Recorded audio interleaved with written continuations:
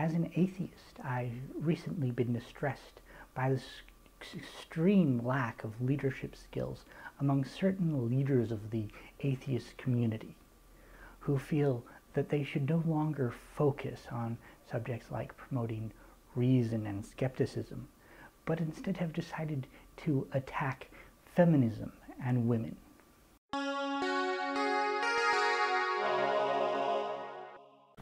Ultimately, modern anti-feminism is a form of denialism in which the claims of feminists are distorted and the actual problems of women are either flat out denied, or it's argued that they're much smaller than they actually are.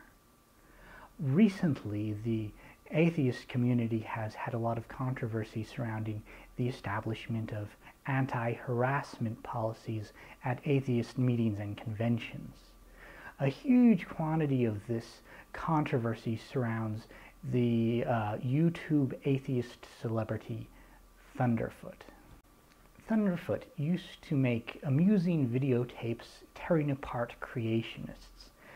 Now he makes conspiracy theory videos in which he claims that feminists are trying to destroy the world and his fun and eat his dog.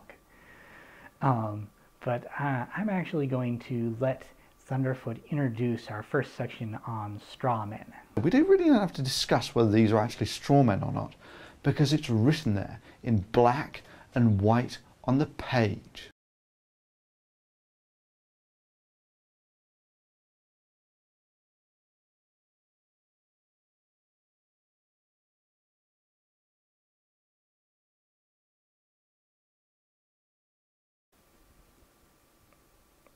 Well, okay. Well, let's start off by watching Thunderfoot completely distort this anti-harassment policy to claim that it, well, I'll let Thunderfoot speak for himself. You now have conferences with harassment policies that look like this. Additionally, exhibitors in the expo hall, sponsors or vendor booths, or similar activities are also subject to the anti-harassment policy. Booth staff, including volunteers, should not wear sexualized clothing, uniforms, costumes, or otherwise create a sexualized environment. Yeah, that's right, the harassment policy is now venturing into telling people what they can and cannot wear at conferences. Sorry girls, dresses, jewelry, makeup, that's creating a sexualized environment that promotes gender stereotypes. No one, anywhere, claims that this policy bans dresses, jewelry, and makeup. No one. You just made that all up, Thunderfoot. It's just basically a dress code. For example, at work, I'm not allowed to wear cut-off jean shorts.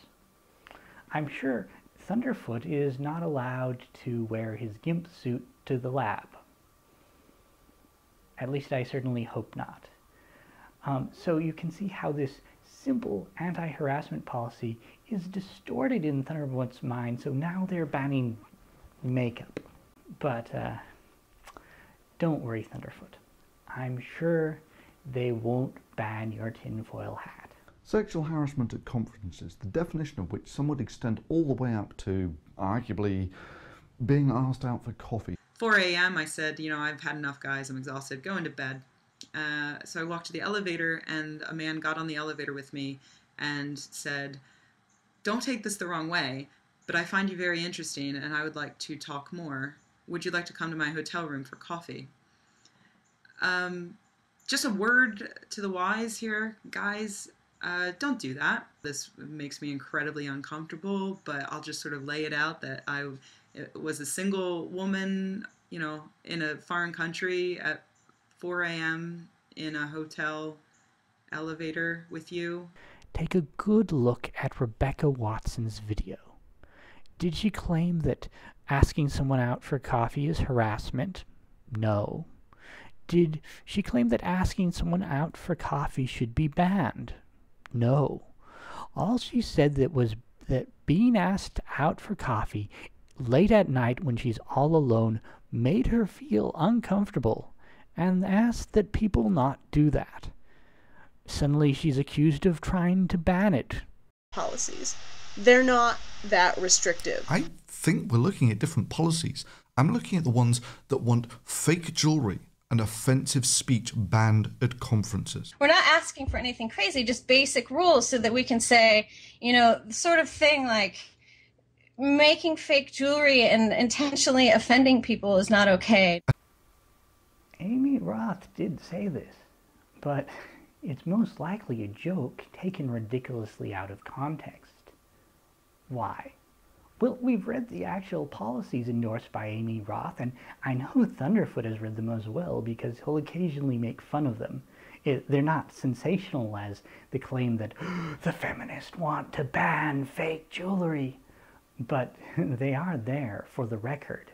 And they clearly do not claim that there's this attempt to ban fake jewelry. However, all these attempts to prove that feminists are crazy goes into his ultimate argument.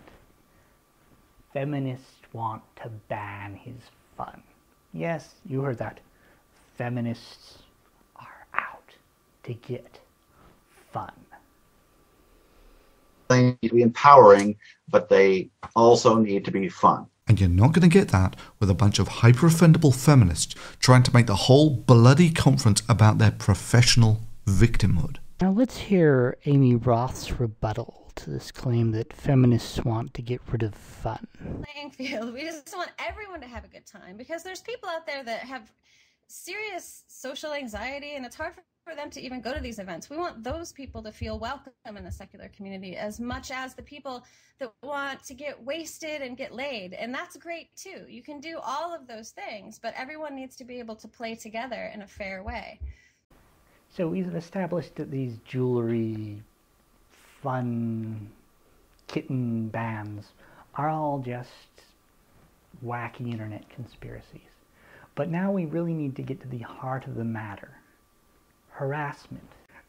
But first, we have to get into Thunderfoot's mind. We have to see what he thinks makes a claim of harassment credible, and what makes it not credible.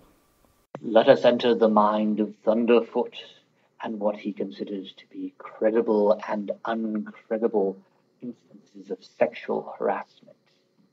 You see how the way this system works is someone comes forward and tells Thunderfoot, hey, there's sexual harassment at these meetings. Thunderfoot looks around and says, well, you appear to be the only one who's saying this, and therefore you're not credible. The next person who comes along says, hey, Thunderfoot, there appears to be sexual harassment at these meetings. Thunderfoot says, well, the only people who have claimed this prior are not credible. Therefore, you are not credible. Pretty soon you have a large number of people who Thunderfoot does not consider credible, claiming that there is sexual harassment at these meetings. Oddly enough, these conspiracy theories have led to actual harassment. People who have believed Thunderfoot's wackadoodle claims have began sending rape and death threats to those who try to debunk them. If someone makes a credible threat that they're going to rape you, then that's a criminal offence.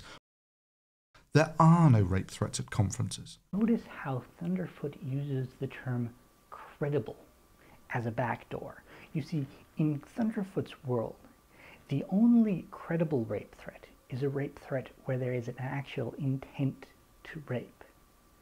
The problem is this leaves out rape threats where the intent is to harass and intimidate, and even rape threats where the intention is to intimidate people into keeping silent.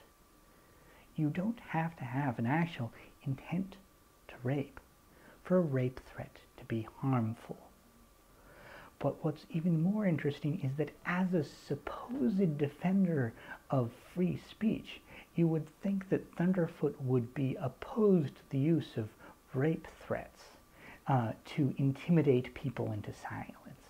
Yet he seems to tacitly approve of it, calling those who receive rape threats idiots. Where I say, if those rape threats were real, and not, for instance, just people trolling her for being an idiot, then why not report them to the FBI? Thunderfoot routinely conflates freedom of speech with the freedom to shove your ideas down other people's throats. Yes, Thunderfoot, you have the right to your YouTube videos. You have the right to post comments on your blog. But you cannot expect people to maintain their YouTube comments so you can post insults on them. You cannot expect them to maintain their blog comment sections just so people can send rape threats. That's not free speech. That's trying to force your voice onto someone else's forum. So there we have the problem in the nutshell. Radical anti-feminist elements have entered the atheist movement, and they're using the lowest of arguments, the biggest distortions, and downright rape and violence threats to intimidate women in the atheist movement. As atheists, we should say no to these intimidation tactics. The atheist movement has been infected by a minority voice of radical anti-feminists who feel that insults, rape threats are just par for the course in a supposed rational discussion, and have been infecting this movement with their bile.